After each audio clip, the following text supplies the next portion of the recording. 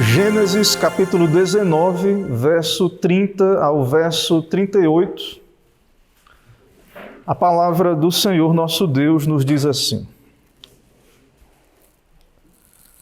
Subiu Ló de Zoar e habitou no monte, ele e suas duas filhas, porque receavam permanecer em Zoar, e habitou numa caverna, e com ele as duas filhas. Então a primogênita disse à mais moça: Nosso pai está velho e não há homem na terra que venha unir-se conosco, segundo o costume de toda a terra. Vem, façamo-lo beber vinho, deitemo-nos com ele e conservemos a descendência de nosso pai. Naquela noite, pois, deram a beber vinho a seu pai, e entrando a primogênita se deitou com ele, sem que ele o notasse, nem quando ela se deitou, nem quando se levantou.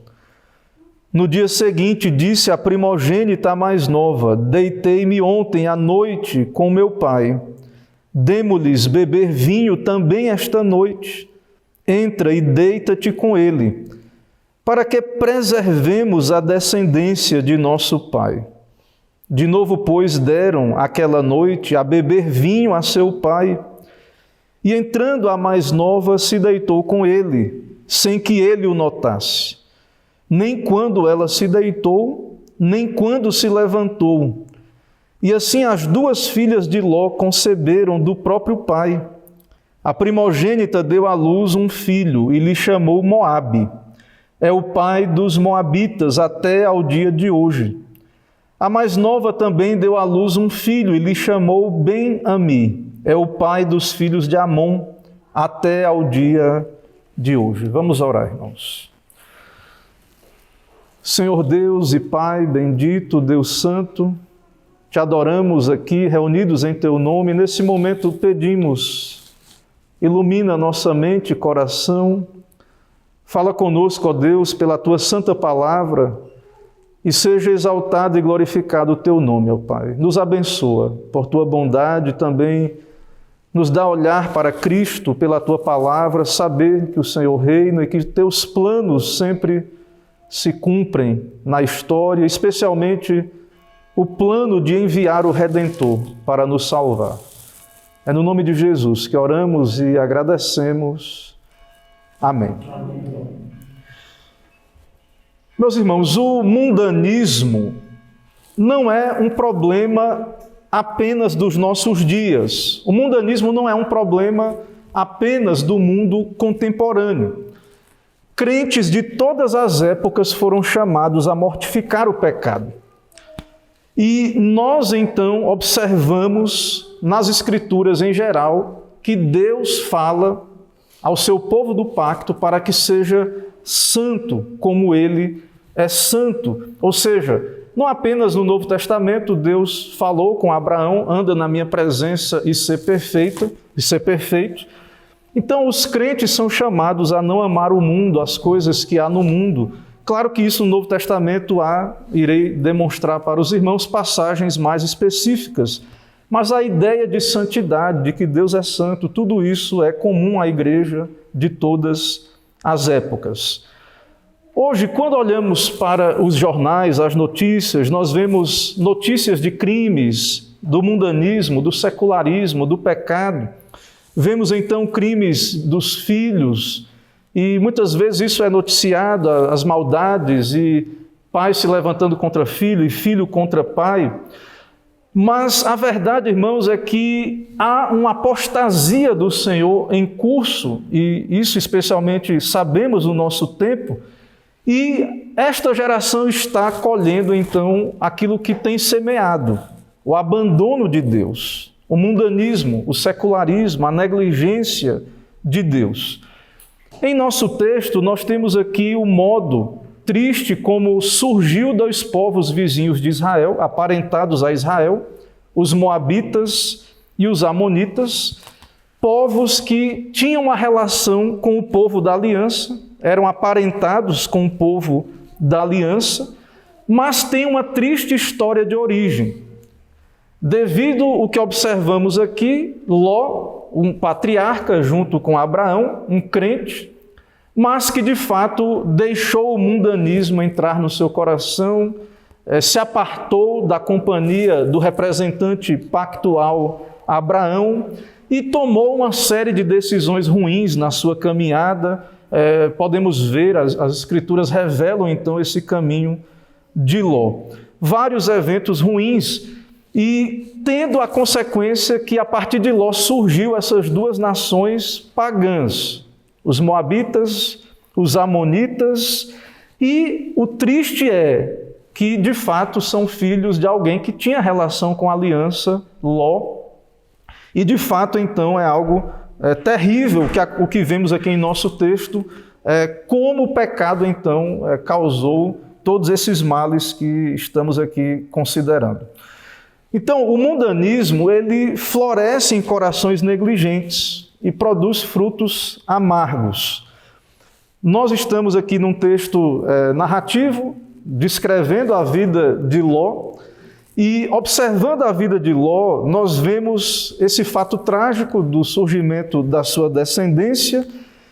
E, irmãos, como é difícil olhar para esse homem, tendo aqui apenas Gênesis, o escrito de Moisés, e ver que ele é um crente. Talvez se tivéssemos apenas aqui esses relatos de Gênesis, talvez olhássemos e disséssemos como pode, né? E esse homem de fato é um justo, é um justificado, é um regenerado, um eleito, um salvo pela graça de Deus. Talvez não conseguíssemos enxergar graça alguma no coração, na vida deste homem.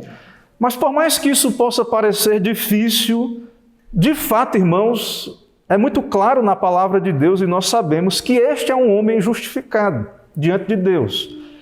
E especialmente isto é claro à luz do que temos no Novo Testamento, o que já citamos. O apóstolo Pedro fala que Ló era um justo e que afligia o seu coração diante da impiedade do povo de Sodoma.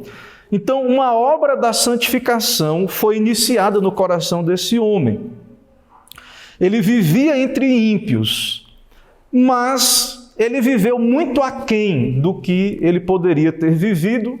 Era um justo, uma obra de santificação foi iniciada, mas, de fato, o progresso nessa santificação ficou muito prejudicado por sua fé fraca ou por negligência, decisões ruins. Mas ainda assim, dentro deste homem, há afeições voltadas para Deus, ele se afligia. Ele é um crente, de fato. Pedro fala sobre isso e diz que Deus livrou o justo Ló. E Pedro diz que ele era afligido. Então, mesmo que não tivesse muitas obras externas, haviam afeições, aspirações religiosas. Ele era afligido ao contemplar o procedimento libertino dos sodomitas.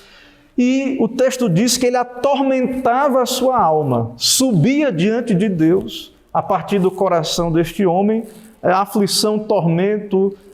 De fato, ele, embora externamente estava convivendo com os sodomitas, o seu coração era temente a Deus, e por causa disso também ele foi livre do juízo que veio sobre Sodoma. Então, há uma evidência interna da sua conversão, ele tem um coração temente a Deus, aflito diante do pecado, e externamente a evidência que temos que esse homem é crente, e Pedro fala sobre isso, ele foi livre, Deus libertou ele do juízo.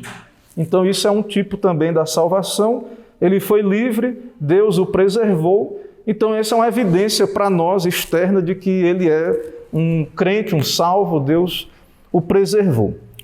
Irmãos, diante disso, nós iremos caminhar nesse texto a partir do seguinte tema: do amor à cidade dos homens e suas consequências. Do amor à cidade dos homens e suas consequências. Em primeiro lugar, nós vamos ver que o amor à cidade dos homens, o amor ao mundo, digamos assim, produz afastamento de Deus e o abraçar de um modelo de vida incrédulo. O amor à cidade dos homens, o amor ao mundo, E aqui estamos argumentando, mesmo no crente, pode produzir, e produz, geralmente, afastamento de Deus e um estilo de vida próximo ao do mundo, de incredulidade. Vamos observar a partir da vida de Ló. Nós já lemos e já pregamos o começo do capítulo, o capítulo 19. No capítulo 30, nós vemos que Ló foi habitar numa caverna, mas no começo do capítulo nós já falamos que Ló estava sentado à porta da cidade de Sodoma. Os anjos vieram, veja o capítulo 19 no verso 1. Ao anoitecer vieram os 2 anjos a Sodoma, a cuja entrada estava Ló assentado. Então ele estava na porta da cidade, no lugar das autoridades, dos juízes da cidade. Irmãos, então Ló abandonou a sua alma peregrina. Ele se apartou do representante do pacto, Abraão, e, de algum modo, ele se afastou de Deus, ele tirou os seus olhos da cidade de Deus e colocou sobre a cidade dos homens, através da sua escolha de habitar longe de Abraão e nestas cidades da campina. E a partir dessa escolha lá de trás, que começou lá atrás, procedeu um declínio espiritual que iremos mostrar aqui no texto os pontos desse declínio espiritual. E mais uma vez eu argumento com os irmãos. Nós observamos em Ló, que é crente, que mesmo crentes salvos pela graça, podem trilhar caminhos de afastamento de Deus, de esfriamento espiritual, de apostasia. Caminhos, então, onde frutos amargos, onde consequências terríveis do pecado podem vir sobre um salvo, um eleito. Não vai perder a salvação, não vai ter a salvação extinta na sua vida. Deus irá preservá-lo finalmente de uma queda que poderia destruí-lo finalmente. Não vai acontecer isso, será preservado, mas irá sofrer muito. Então, embora as graças que Deus implanta na alma salva, na regeneração, não podem ser extintas, podem ser abafadas. Podemos perder prazer nas coisas espirituais. E todo o relato da vida de Ló aponta para isso. Há um testemunho de um declínio espiritual desse homem. Como assim? Já falei, volto a repetir. Primeiro passo, ele abandonou o representante da aliança, Abraão. Ele se afastou do estilo de vida peregrino, de habitar nas tendas de Abraão, e escolheu então morar na cidade de Sodoma, na cidade maligna, a cidade dos homens ali. Ou seja, ele deu passos para longe do ambiente pactual. A igreja é patriarcal nesse momento, então ele se afastou do ambiente da aliança.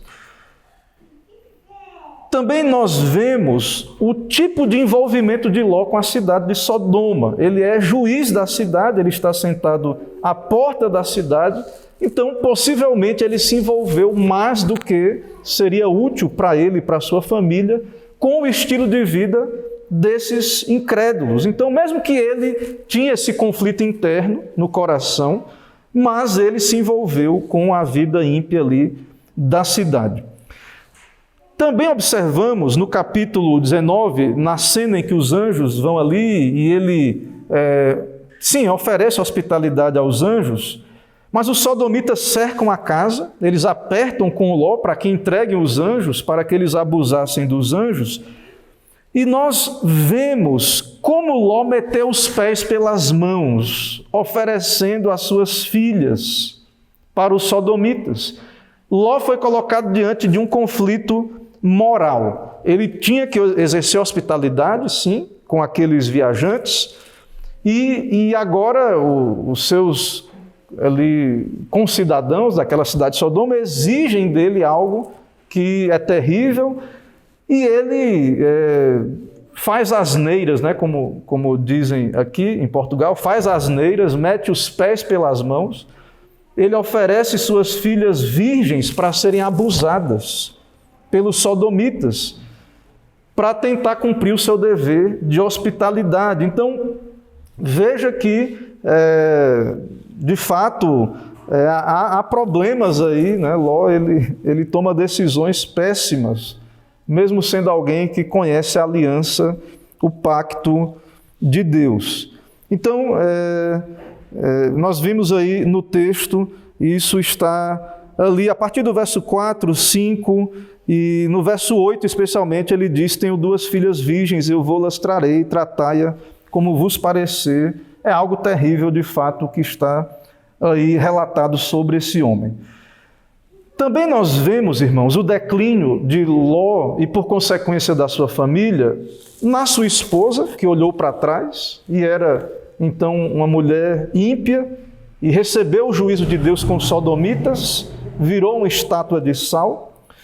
E nós vemos, então, claro isso, mas muitas vezes é dado ênfase a essa questão toda da mulher de Ló, que virou uma estátua de sal, mas há uma lentidão de Ló em sair da cidade. Ele recebe a notícia, sim, ele fala com os seus genros, com a sua casa, sobre o juízo de Deus, mas, de fato, os anjos têm que apertar com Ló, para que ele saia de Sodoma. Então foi com grande dificuldade. Nós argumentamos no sermão anterior que ele foi salvo como que pelo fogo. Então é como se Ló tivesse muita coisa, mais do que deveria ali em Sodoma, embora ele não foi como a sua mulher, que o coração estava realmente totalmente em Sodoma, a ponto dela ter olhado para trás, mas foi difícil desarraigar esse homem daquela cidade. Então, outra evidência de declínio, a dificuldade de Ló, então, de sair da cidade, certo? E isso é uma evidência. Também nós vemos na sequência outra evidência quando os anjos dizem para ele fugir para as montanhas. Eles orientam Ló: Ló, foge para as montanhas, porque nós vamos mandar um juízo. Enquanto você não chegar lá, nós não faremos, mas foge para as montanhas. E Ló, então, pede aos anjos para ir para uma cidade pequena chamada Zoar.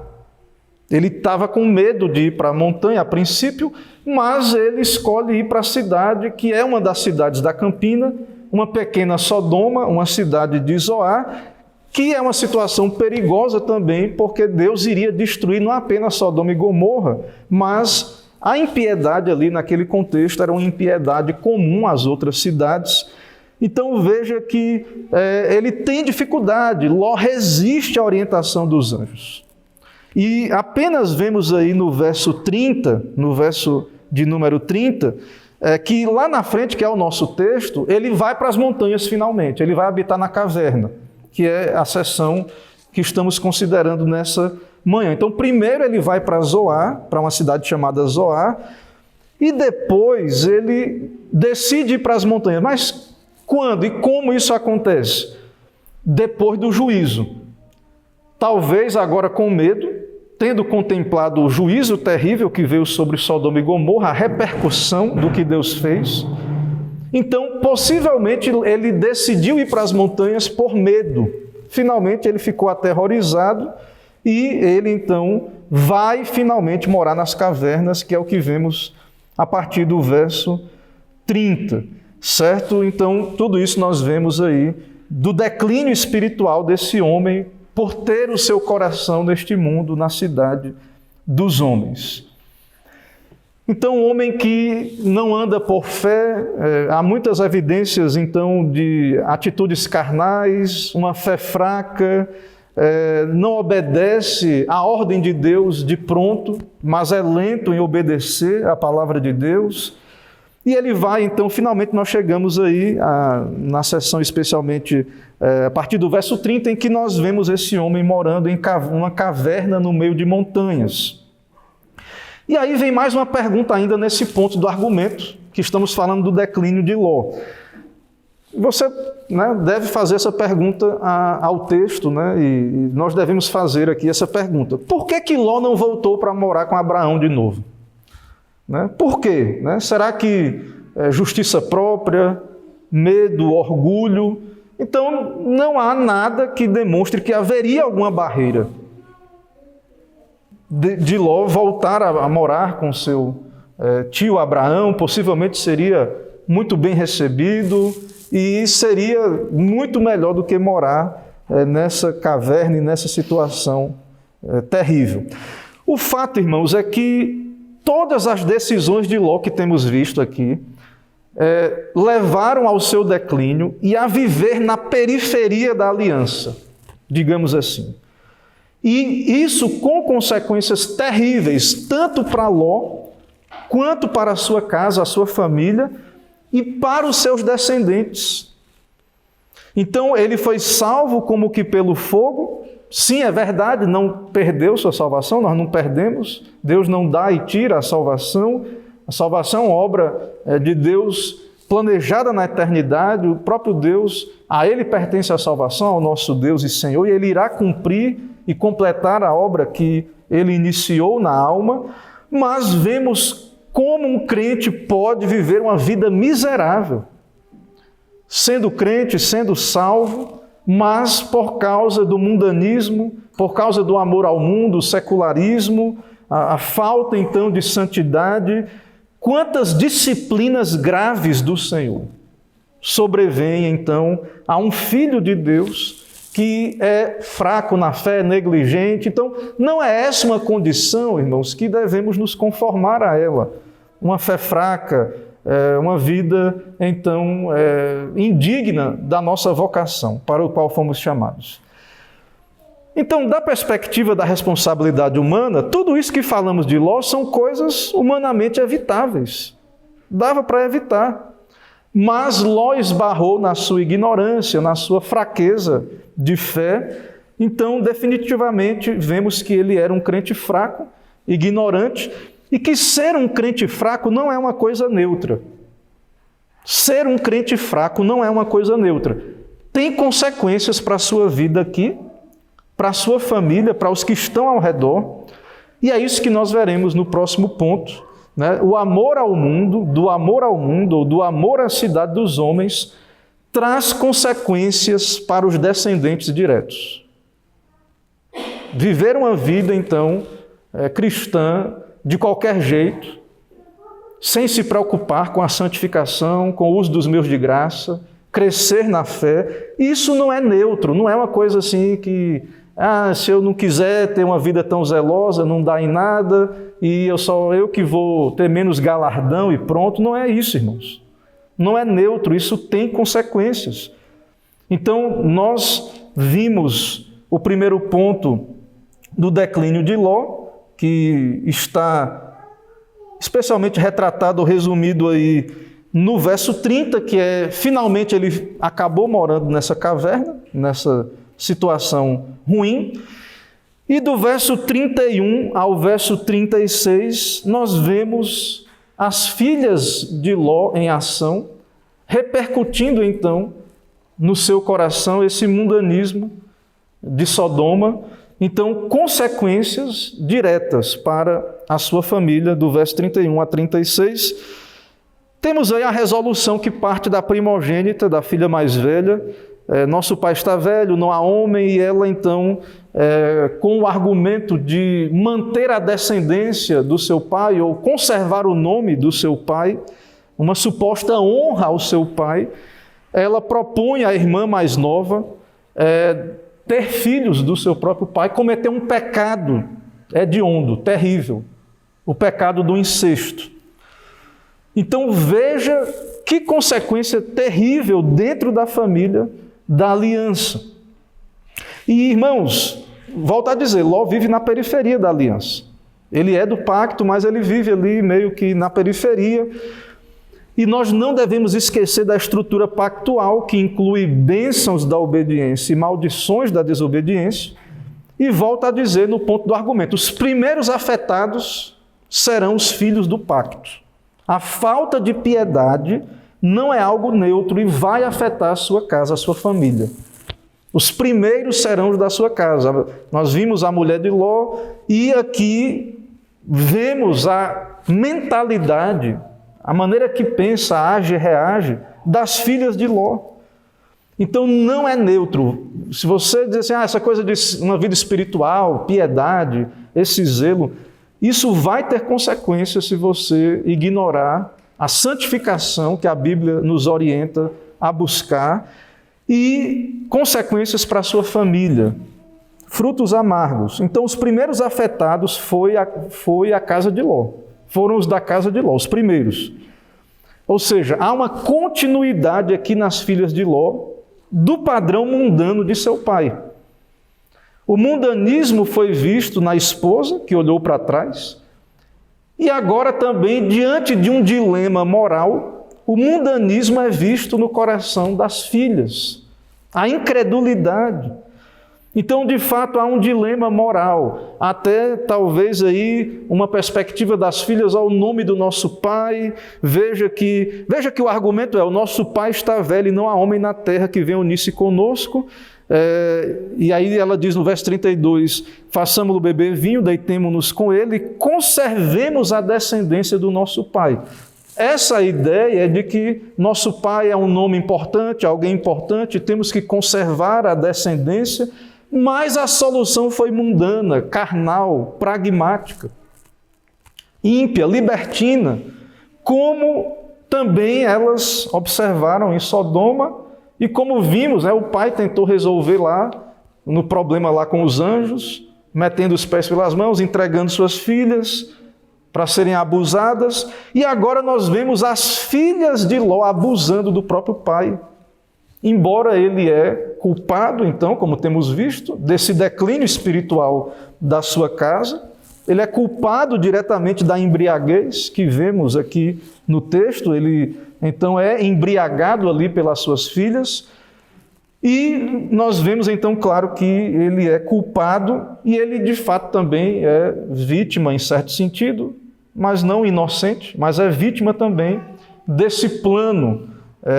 E então a descendência que vem deste homem tem essa origem tão impura, essa origem tão terrível, é algo lamentável o que vemos aqui.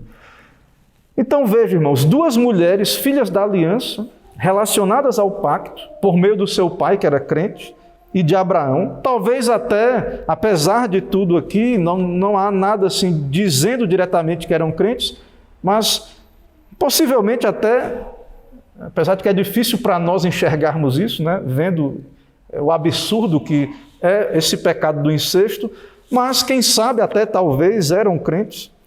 Os que vieram depois, os moabitas e amonitas, os povos que surgiram, não, totalmente pagãos. Eram vizinhos de Israel, mas inimigos de Israel. Então nós vemos que essas filhas do pacto, relacionadas com Ló, que era patriarca, e Abraão, agindo, tudo indica até pior do que os incrédulos. Porque há evidência de que esse pecado do incesto, o incesto já era pecado no Antigo Oriente Próximo. Há evidências no Código de Hammurabi e outras legislações da Antiguidade. E depois, mais na frente, na lei, o Senhor, através de Moisés, proibiu esse tipo de relação ilícita. Então o Senhor proibiu. Mas o que vemos aqui em nosso texto é que, em meio a uma encruzilhada moral, elas decidem de modo pragmático: vamos preservar a linhagem do nosso pai, e para isso, de modo vergonhoso, de modo terrível. E veja que elas não escondem esse ato, não. No nome dos filhos, o nome que foi escolhido para dar às crianças aí, veja no verso 38, a mais nova deu à luz um filho e chamou Ben-Ami, é o pai dos filhos de Amon até o dia de hoje. E antes, no verso 37, a primogênita deu à luz um filho e chamou Moabe, é o pai dos moabitas até o dia de hoje. Esses nomes, irmãos, no hebraico, eles apontam para o fato, é filho no primeiro nome do meu pai e o outro filho de um parente. Então, ficou registrado no nome destes dois o ato incestuoso, e não foi algo que elas esconderam. Mas é evidente que isso é terrível, isso é um pecado terrível, e elas sabiam o que estavam fazendo em certo sentido, porque elas precisaram embriagar. Veja que o plano da primogênita proposto era: façamo-lo beber vinho. Intoxicaram então o seu pai, o embriagaram, e então cometeram o ato torpe. Elas fazem isso, e claro, também Ló cai no pecado da embriaguez, algo que antes já vimos na vida de Noé, foi algo também deplorável, mesmo sendo crente e um justo que Deus preservou do dilúvio, depois plantou uma vinha e esteve embriagado, e há consequências ali também na vida de Noé, desse pecado ali até para os seus descendentes, uma maldição sobre os filhos de Cã. Então, a influência da descendência da serpente estava presente ali dentro daquele contexto das filhas de Ló, pessoas relacionadas ao pacto, e algo terrível. E depois, na sequência, os moabitas, os amonitas, povos que viviam alheios ao pacto, de modo pagão, com práticas pecaminosas terríveis. Então, irmãos, mesmo salvo pela graça, vejam quão grandes consequências do pecado, do mundanismo, do secularismo, de amar este mundo, de ter o coração nas coisas desse mundo. Aqui, irmãos, está um alerta para nós. Deus está nos alertando. A palavra de Deus, o Deus que se revela a nós na palavra, é um Deus santo. Ele nos chama à santidade. Há um alerta para nós. Nós temos muito mais luz do que Ló, e nós não temos justificativa para vivermos uma vida cristã de qualquer maneira, e sabemos que haverá consequências. Não buscar, não obedecer a Deus, não buscar a santificação, trará declínio espiritual. Abandonar a piedade particular, se você abandona a sua vida de oração particular, leitura, abandonar a piedade na família, adoração doméstica, abandonar a comunhão dos santos, os meios de graça, desprezar os meios de graça, não ter benefícios, não buscar usar os meios com benefício, isso não é neutro. Isso traz declínio, isso traz consequências, isso afetará a sua vida, isso trará disciplina do Senhor sobre a sua vida e também consequências para a sua família. Coisas terríveis. E assim como é grande a bênção da obediência, nós estamos vendo aqui quão grande é também a maldição da desobediência. Então não esqueça disso. Nós somos ensinados a temer ao Senhor. E em terceiro lugar, irmãos, nós vemos que do amor à cidade dos homens, ou do amor ao mundo, causa alienação das gerações posteriores. Os descendentes diretos, as filhas de Ló, mas também as gerações posteriores. É o que falei aí, quando falamos aí dos nomes dos filhos que nasceram do incesto. Verso 37 e 38, nós temos aí a descrição que a primogênita deu à luz um filho, pai dos moabitas, né? E chamou Moabe, e verso 38, a mais nova deu à luz um filho e chamou Ben-Ami, é o pai dos filhos de Amon, até ao dia de hoje. Então, está registrado que a partir dessa origem, Ló, então, como um patriarca, deu origem a dois povos pagãos. Irmãos, é muito triste. Ló aqui ele sai de cena no relato bíblico. Ló não aparece mais no relato bíblico. Aqui é a última menção que temos sobre Ló, é o seu legado. É o que ficou registrado. Os seus descendentes são frutos de suas ações perversas e de suas filhas. Fruto do seu declínio, da sua apostasia. Então, como eu disse, o nome de seus filhos imortalizaram então esse fato. Moabe vem do hebraico e significa do meu pai. Então, o nome do menino já apontava para isso. Do meu pai. Ela teve um filho do próprio pai. Ben-Ami significa filho do meu parente, né? Paterno, digamos assim. Então, é algo terrível, algo que marcou esses dois povos que surgiram dessa cena tão triste. Agora, irmãos, sabemos que a graça, ela é maior do que tudo isso, o Evangelho especialmente. Nós sabemos que não há nenhum povo ou nação impura para o Evangelho. Nós vemos aqui que o povo de Moabe, o povo de Amon, surgiu desse declínio, é um povo gentil, pagão, que viviam em muitos pecados, mas nenhum povo está para além da salvação que está em Cristo Jesus. Porque nós sabemos, à luz do Novo Testamento, que todos podem ser purificados pela fé. Mas, ainda assim, aqui está um alerta de um legado terrível, de algo que ficou para as próximas gerações terrível. E, pela graça de Deus, Deus pela graça, e queremos exaltar essa graça em Cristo Jesus, nessa manhã, e nós não podemos esquecer que o rei Davi, ele é filho de Rute, que era o quê? Moabita. O rei Davi e finalmente o Messias, o nosso Redentor Jesus Cristo, ele então procede, na sua linhagem, Rute é moabita. Depois veja no livro de Rute, especialmente ali no capítulo 4. Então, nós sabemos, a partir do Evangelho, que onde abundou o pecado, superabundou a graça, e nós sabemos então que a graça de Deus, de fato, em Cristo, ela purifica tão grandes pecadores como Ló, como então povos pagãos terríveis como moabitas, amonitas. Então, a graça de Deus, irmãos, ela é sobre esses povos desde o Antigo Testamento. A graça de Deus, nós não podemos ignorar isso.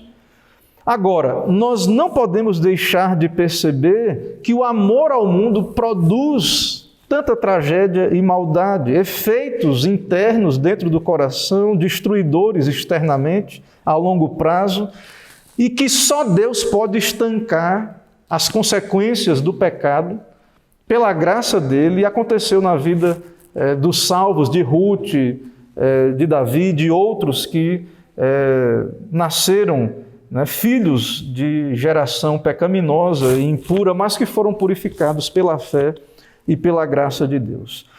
Irmãos, diante de tudo isso, eu quero trazer aplicações finais para nós, e não tem como aplicar isto sem irmos ao Novo Testamento. O Senhor Jesus nos fala através dos seus apóstolos, Cristo fala conosco, e através do apóstolo João, na sua primeira carta, no capítulo 2, verso 15 a 17, o Senhor Jesus nos fala: não ameis o mundo, nem as coisas que há no mundo, nem o que no mundo há. Se alguém ama o mundo, o amor do Pai não está nele. Porque tudo o que há no mundo, a cobiça ou a concupiscência da carne, a cobiça ou a concupiscência dos olhos e a soberba da vida não é do Pai, mas do mundo. O mundo passa e a sua cobiça, mas aquele que faz a vontade de Deus permanece para sempre. Então nós somos alertados, o Senhor nos alerta pela sua palavra sobre o perigo do mundanismo, do secularismo. Às vezes você pensa, isso aqui não tem nada assim escandaloso, mas se está lhe afastando de Deus, da comunhão com Deus, do culto público, de uma vida piedosa. Então o secularismo, o materialismo, o amor às posses ou apenas às coisas transitórias e passageiras. Então há um perigo em tudo isso. Todas essas coisas que nos afastam da piedade, de viver uma vida santa, de abraçar a nossa vocação diante de Deus, coisas que podem parecer pequenas para nós. Talvez decisões que julgamos indiferentes, que não vai fazer mal a ninguém, mas que nos levam para longe do Senhor e que têm desdobramentos para a nossa vida pessoal e para os nossos descendentes. Então há um alerta, irmãos, contra esses pecados, porque Deus é santo, Deus é justo, e nós sabemos que assim como precisamos ser justificados, precisamos ser também santificados. É claro que todo justificado é santificado. A fé que justifica também santifica. Mas nós sabemos que, estando em um estado de graça, unidos a Cristo, estando numa condição de justos diante de Deus, uma obra é iniciada e ela é iniciada e deve ser continuada. É claro que ela é sustentada e continuada pela graça de Deus, mas o justificado, ele é santificado e deve santificar-se mais ainda. E há várias referências nas Escrituras, no Novo Testamento, sobre isso. O autor aos Hebreus diz: segui a paz com todos e a santificação, sem a qual ninguém verá o Senhor. Então há um chamado à santidade. Ló era justificado e santificado. Alguém pode dizer, e foi salvo. Foi pelo fogo, mas foi salvo. Mas volta a dizer que mesmo um crente, ele pode ter em sua vida consequências tão terríveis, viver longe ou na periferia da aliança, digamos assim, distante dos meios de graça, e isso trará consequências, declínio espiritual. Então, alguns podem dizer assim: pastor, mas o grau da minha fé aqui não vai afetar o meu estado eterno. Não vai afetar, o importante é que eu vou ser salvo, eu não tenho tanta preocupação assim com tantos galardões, e o fato é que eu não posso perder a salvação, e eu estou satisfeito com isso. Mas, irmãos, vemos que não é isso que a Bíblia nos orienta.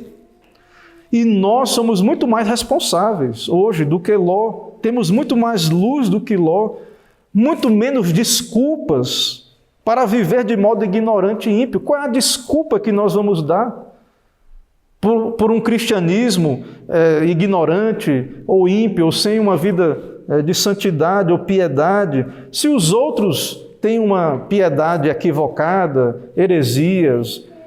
Eles irão responder diante de Deus, mas o Senhor tem nos dado a sua palavra.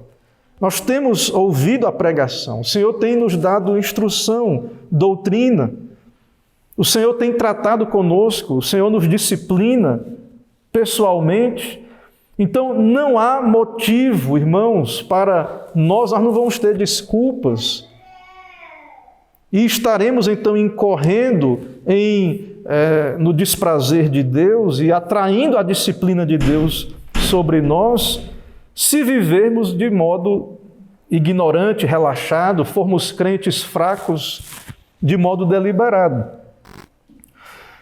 Além da exortação do apóstolo João, nós temos também o apóstolo Paulo. Ele nos diz: rogo-vos, pois, irmãos, pela compaixão de Deus, que apresenteis os vossos corpos em sacrifício vivo, santo e agradável a Deus, que é o vosso culto racional, e não vos conformeis com este mundo, mas transformai-vos pela renovação do vosso entendimento.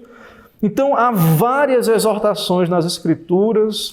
Há aqui o exemplo de Ló, e eu creio, irmãos, que o Senhor irá esclarecer a todos nós, e nós devemos, da nossa parte, responder de modo ativo, buscar de fato exercitar aquilo que o Senhor tem nos instruído. Temos luz, sabemos aquilo que Deus quer para nós, a santidade, e precisamos então praticá-la. Temos na nossa tradição bíblica presbiteriana um modelo extraordinário e maravilhoso, fortemente embasado nas Escrituras. Não devemos fazer só por tradição, é claro, mas porque é bíblico, uma piedade que devemos praticar e desenvolver. Então nós não temos desculpa alguma como igreja.